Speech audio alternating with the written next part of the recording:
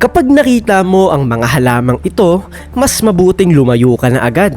Welcome back sa channel natin. Ngayon, makikita mo ang ilan sa mga pinakamapanganib na halaman na kayang kumain ng hayop. Mula sa isang bulaklak na kayang lumamon ng maliliit na vertebrates hanggang sa isang halaman na ito na kayang lumamon ng isang unggoy. Pero bago tayo magsimula, ay i-click mo na ang subscribe button para swertein ka ng 10 taon. Ito ang tropical peach. Ang tropical peach ay isa sa pinakamalaking carnivorous plant sa buong mundo. Matatagpuan ito sa Indonesia, Malaysia at China. May palayaw itong monkey cup dahil madalas uminom ng naiipong tubig ulan dito ang mga unggoy. Pero habang ligtas iyon sa mga malalaking unggoy, ang mas maliliit ay minsan nauhulog sa loob at hindi na muling nakakalabas pa. Hindi lang mga insekto ang nauhuli nito. Kaya rin nitong bitagin ang maliliit na hayop gaya ng daga at iba pang maliliit na vertebrates. Sa loob ng halaman ay may dalawang sandata, isang napakatamis na nectar at isang napakadulas na wax.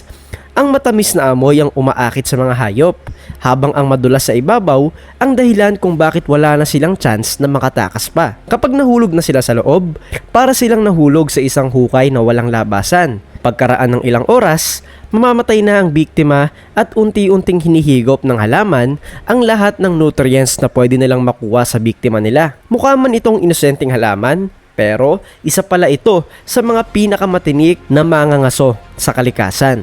Cobra lily. Ngayon naman, kilalanin natin ang cobra lily. Lumalaki ang kakaibang halamang ito sa mga lugar na halos walang sustansya ang lupa. Dahil dito, napipilitan itong kumuha ng nutrisyon mula sa mga insekto at iba pang maliliit na hayop. Nakuha nito ang pangalan dahil kahawig nito ang nakataas na ulo ng isang cobra. At katulad ng ahas, napakatuso din ng halaman na ito. Inaakit nito ang mga biktima gamit ang matamis na nectar. Ngunit sa loob, naghihintay ang napakaraming peking daanan na tila mukhang labasan. Ang mga dahon nito ay bahagyang transparent, kaya nalilito ang anumang insekto na makukulong sa loob. Marami ang nagsasabing para itong halaman na direktang nanggaling sa ibang planeta. Tulad ng ibang halaman, sumisipsip din ito ng tubig mula sa lupa at ipinapadaloy ito pataas sa tangkay. Ngunit ang kakaiba rito, kaya nitong kontrolin ang dami ng tubig sa loob ng bitag. Kapag kinakailangan, maaari nitong lunurin ang anumang nilalang na natrap sa loob. Isa ito sa napakakomplikadong halaman at maituturing na isang henyo pagdating sa panguhuli, bladderwort. Sunod ay ang bladderwort, isang carnivorous plant na may kakaibang paraan ng pangangaso. Ito lamang ang kilalang halamang mandaragit na gumagamit ng malabutang bitag upang makahuli ng biktima sa ilalim ng tubig. Mayroon itong maliit na trigger hairs. Sa sandali na hawakan ito ng isang maliit na nilalang, bigla nitong hinihigop ang tubig kasama ang biktima sa napakabilis na bilis, halos isang iglap lang. Bagamat maliliit lamang ang kaya nitong hulihin, kinikilala ang bladderwort bilang isa sa pinakamabilis na halaman sa buong mundo. Portuguese sandu. Ngayon naman, kilalanin natin ang Portuguese sandu. Matatagpuan ang carnivorous plant na ito sa Portugal, Spain at Morocco. Lumalaki ito sa tuyong lupa na halos walang sustansya.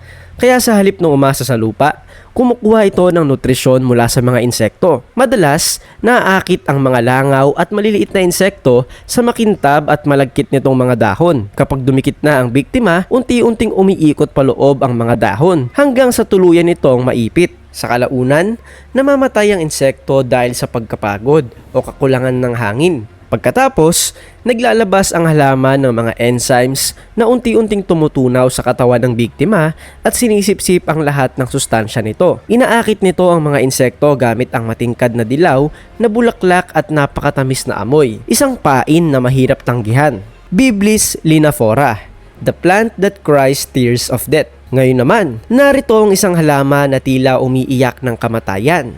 Ang Biblis linaphora. Ipinangalan ito kay Biblis, isang babae sa Greek mythology na labis na umiiyak dahil sa kanyang trahedya hanggang sa siya ay pumanaw. At halos ganoon din ang sinasapit ng mga insektong nalilinlang ng kakaibang halamang ito. Naglalabas ito ng kumikislap na mga patak ng malalagkit na likido na parang malinaw na luha. Kapag tinamaan ng sikat ng araw, kumikislap ang mga patak na ito sa iba't ibang kulay. Dahilan para lalo nitong maakit ang mga insekto. Ngunit sa sandaling dumikit ang mga ito sa malagkit na likido, wala na silang pag-asang makatakas. Pagkatapos, naglalabasan ang makukulay nitong dahon ng digestive enzymes na unti-unting tumutunaw sa katawan ng biktima. Matatagpuan ang halamang ito sa Australia. At kung iisipin, bagay na bagay itong tumubo sa bansang kilala sa napakaraming mapanganib na nilalang. Trigger plant. Ngayon naman, tignan natin ang isa sa mga pinakakakaibang halaman sa listahang ito, ang trigger plant.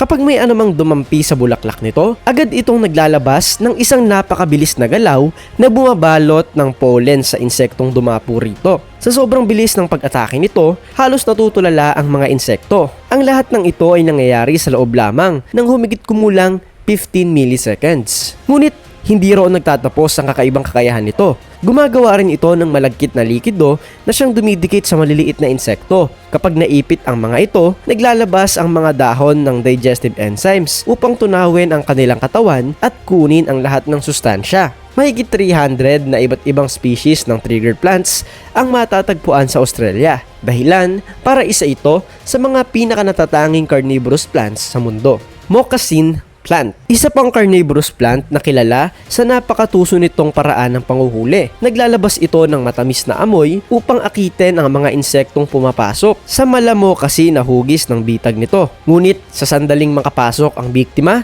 halos imposible na ang pagtakas. Bagyang transparent ang loob ng bitag kaya nalilito ang mga insekto. Habang paulit-ulit silang naghahanap ng daan palabas, lalo lamang silang napapagod. May mga insektong naiulat pang nawawalan ng malay sa sobrang pagpipilit na makatakas. Kapag tuluyan na silang nanghina, dahan-dahang tinutunaw ng halaman ang kanilang katawan at sinisipsip ang lahat ng sustansya. Maganda man itong tingnan, wala itong pinapakitang awa sa mga nabibiktima nito.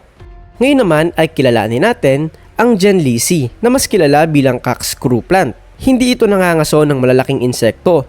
Ang pangunahing pagkain nito ay napakaliit na mga organismo na tinatawag na protozoa. Ginagamit nito ang mga kakaibang dahon sa ilalim ng tubig na mistulang maliliit na lagusan o tubo. Akala ng mga microorganism na ito ay ligtas silang makakadaan sa mga daanang iyon. Ngunit isa pala itong patibong. Kapag nakapasok na sila, hindi na sila makakabalik. Unti-unti silang tutunawin ng halaman upang makuha ang sustansya nila. Matatagpuan ang corkscrew plant sa iba't ibang bahagi ng Africa, Central America at South America. Venus flytrap. At ngayon, narito ang pinakasikat na carnivorous plant sa buong mundo, ang Venus flytrap. Matatagpuan ito sa iba't ibang bahagi ng United States.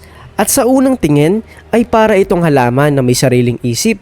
Kapag may anumang dumapo sa loob ng bitag nito, maging insekto, maliit na hayop o kahit daliri ng tao, agad itong naghahanda sa pag-atake. Sa mga nakalipas na taon, naging popular itong alaga ng maraming tahanan dahil epektibo itong manghuli ng mga langaw at iba pang maliliit na insekto. Ngunit kapag pinagmasdan mo ng mabuti, para itong bibig ng isang nilalang mula sa ibang planeta na may matutulis na ngipin na handang sumara kapag may lumapit sa kanya. Mas brutal pa ito kaysa sa karamihan ng carnivorous plant. Sa halip na lunurin o unti-unting pahinain ang biktima, bigla na lamang nitong isinasara ang bitag at ikinukulong ang anumang mahuli nito. Sa loob ng bitag ay may matamis na nectar na nagsisilbing pain. Kapag nahawakan ng isang insekto ang isa sa maliliit nitong sensory hairs, magsisimula na ang 20 seconds timer. Kung mahawakan muli ang isa pang sensory hair bago matapos ang oras, saka lamang tuluyang sasara ang bitag.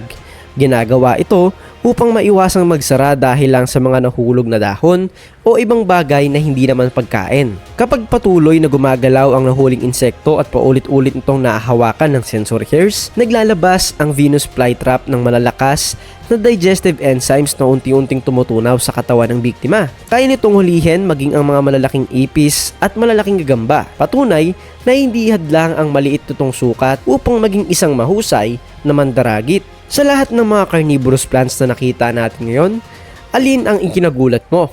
I-comment ang sagot sa ibaba. At kung gusto mo pa ng mas maraming nakakagulat na halaman tungkol sa kalikasan at sa mundo, huwag kalimutang i-like ang video, mag-subscribe at pindutin ang notification bell para hindi ka mahuli sa mga susunod nating video kagaya nito. Hanggang sa muli, paalam!